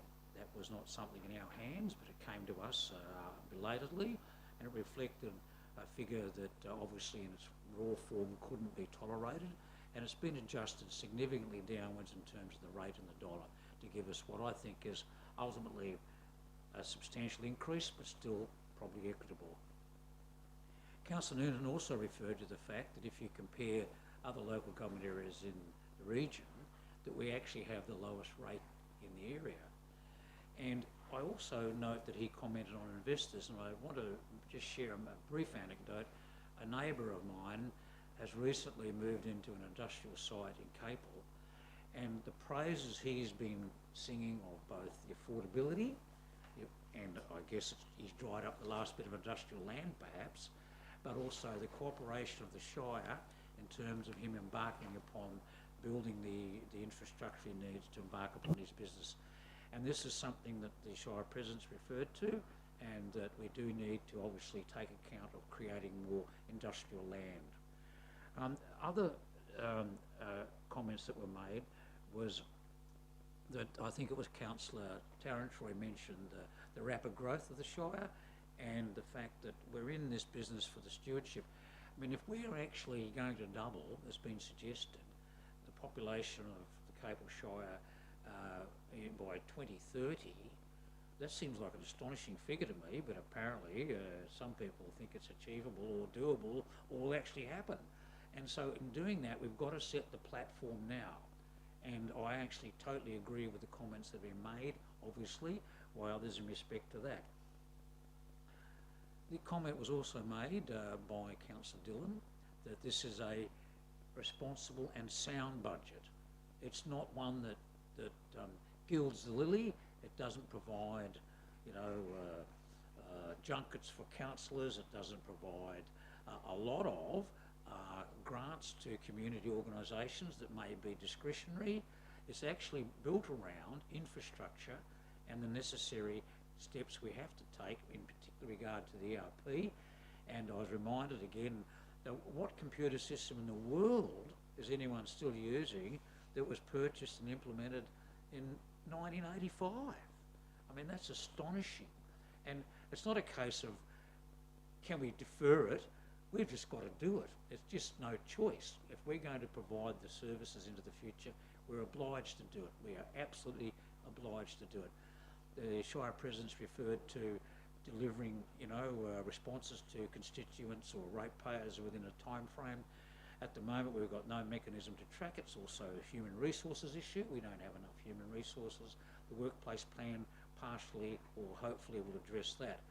And we're encouraged by what the CEO has said about the recruitment results they've had in recent times, and that in fact they are confident that they can fulfil the workplace plan into the forthcoming year. The actual works program has actually been effectively cut back, but we've also been briefed by staffers, by senior staff, about the fact that they're approaching it in a much more methodical way.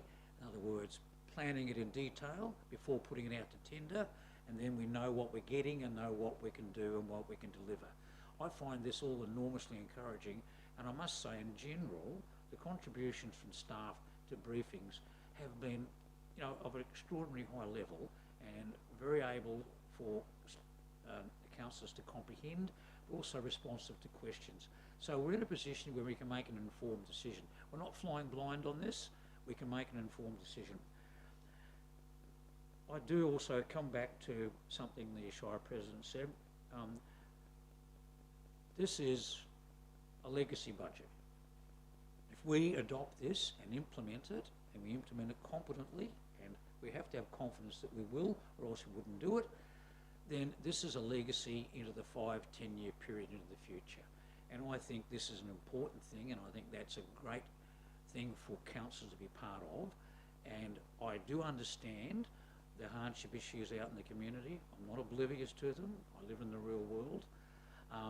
But I've no doubt that we can accommodate those genuine areas of hardship from people who find it difficult to deal with. I don't want to say, no, I won't say what I was about to say, but also the fact that we are able now to move into a position where we can start to recruit staff. I didn't realise, I knew it was a fair while ago, but no staff increases from 2011. What's happened to the city or to the Shire since 2011? I mean, it's astonishing. We can't continue to expect that of staff. they'll die in their boots, or they'll leave. The attrition rate will rise again. So we've got to actually address this workplace plan, and that's part of the budget. We need to do that. If we don't fulfil it entirely, well, it won't be for lack of trying, but I'm sure we'll do the best we can. So on balance, Mr. Shire President and fellow councillors, I commend this particular proposal and recommendation. All right, with that, recommendations 1 to 5 as moved on block. I'll put to the vote. Those in favour? Those against? And that's carried 6-2.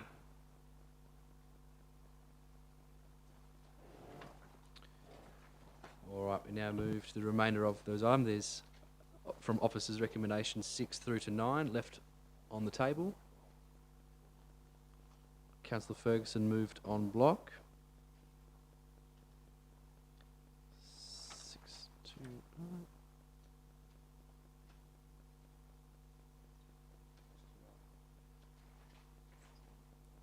Is there a seconder? Councillor McCleary. Councillor Ferguson. Councillor McCleary didn't remind me. Thank you, Mr. Shire President.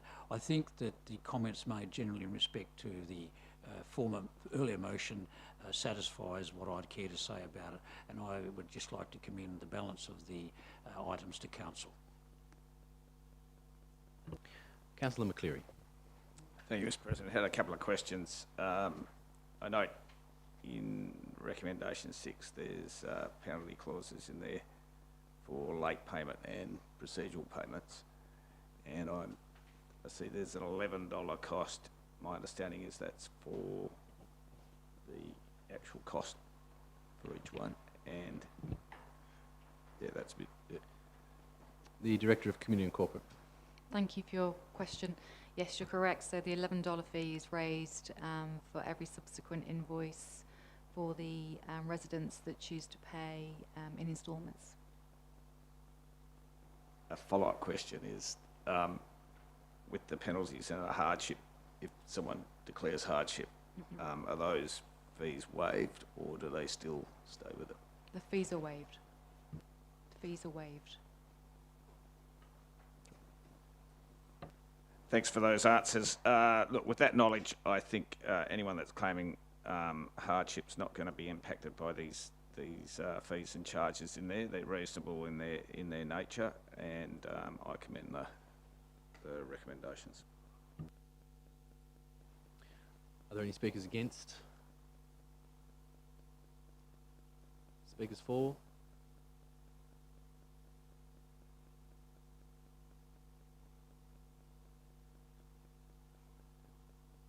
No speakers? Councillor Ferguson, do you wish to close? Thank you, Mr. Shire President. I'll just commend the motion to Council. With that, I'll put it to the vote. Those in favour? Those against? That's carried 7-1.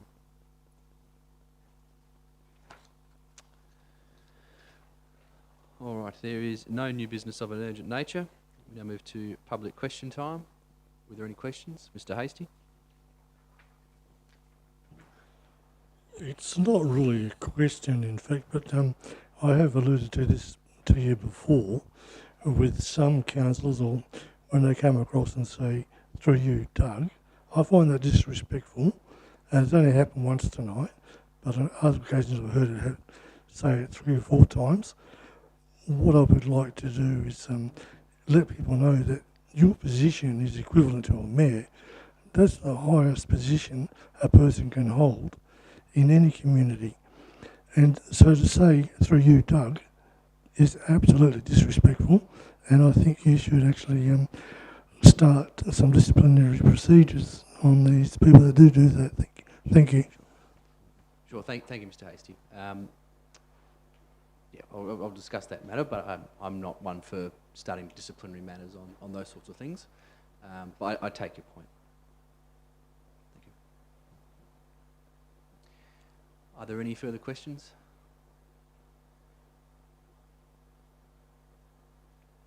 No? All right, we move to motions without notice. Is there any from the council? Notice of motion for consideration in the next ordinary meeting of the council. Councillor Mogg. Thank you, Mr. President. I'd like a motion put forward to consider removing the interest from the arranged rates repayments for the next meeting, please.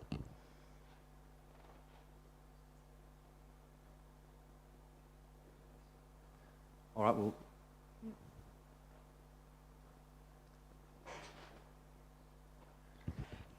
Just to clarify, to remove totally the interest put on repayments, rate repayments.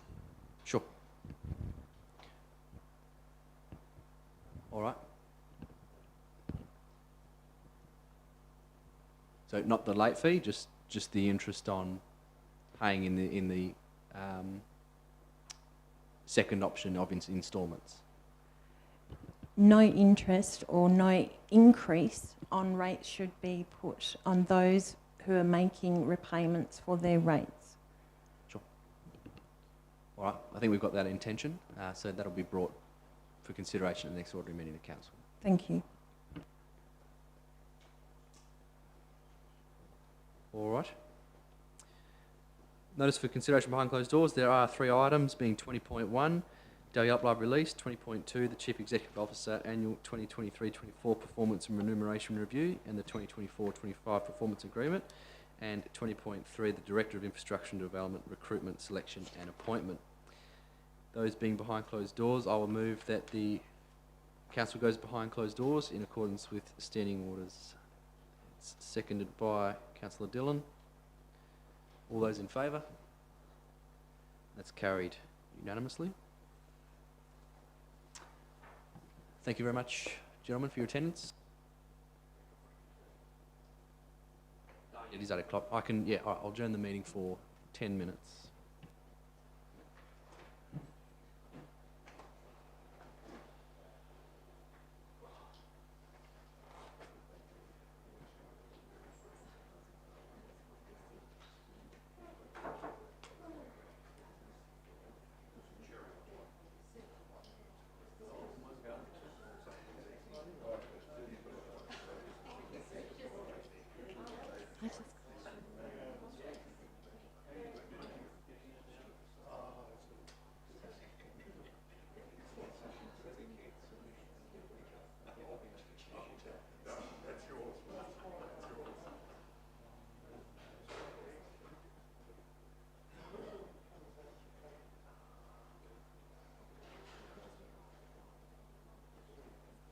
We are going to get a question up there.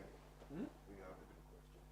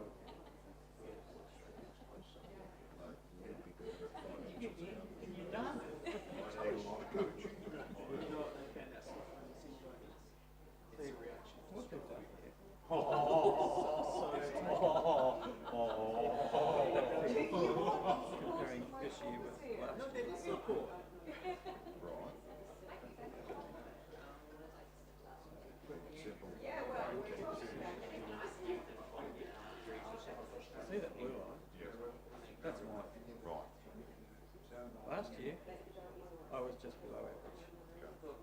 This year, I'm above average.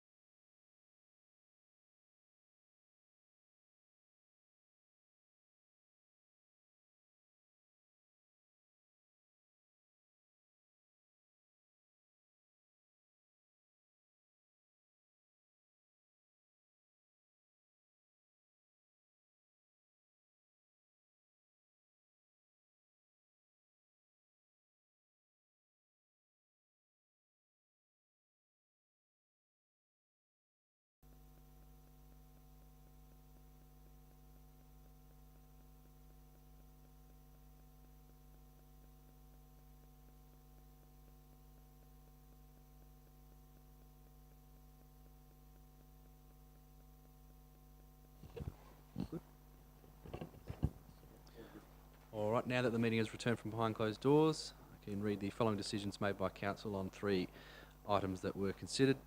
In relation to 20.1, the day up library release, the motion was deferred until the September ordinary meeting of Council.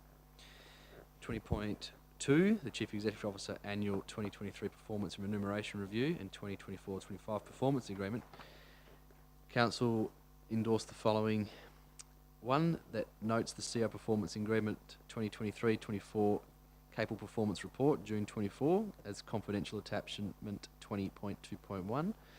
2, notes the unconfirmed minutes of the CEO Performance and Remuneration Review Panel meeting number 2 of 12th of July 2024 as a confidential attachment 20.2.5. 3, endorses the Chief Executive Officer Performance Review reported Gordon McMahon 2023-24 in confidential attachment 20.2.2 as the completed annual review of the Shire of Capel's Chief Executive Officer Performance 2023-24. 4, endorses the review panel's base salary review recommendation in the report to inform the annual CEO remuneration review in confidential attachment 20.2.3 and resultant effect on the CEO's total reward package effective from the 16th of August 2024. 5, endorses the Chief Executive Officer's 2024-25 key performance indicators as detailed in the confidential attachment 20.2.4 proposed CEO performance criteria agreement 2024-25. 6, approves the Chief Executive Officer Agreement 2024-25 as detailed in confidential attachment 20.2.4 be signed and executed by the Shire President and Chief Executive Officer. And 7, authorise the publication of the CEO Performance Criteria Agreement 2024-25. And in relation to item 20.3, Director of Infrastructure and Development, Recruitment, Selection and Appointment, Council endorsed 1, notes and endorses the Chief Executive Officer's recommendation as contained within confidential attachment 20.2.1. And 2, notes and supports the following negotiating and signing of contracts of employment and formal public announcement be made. There being no further business on the agenda this evening, I'll declare the meeting closed at 8:42. Thank you very much.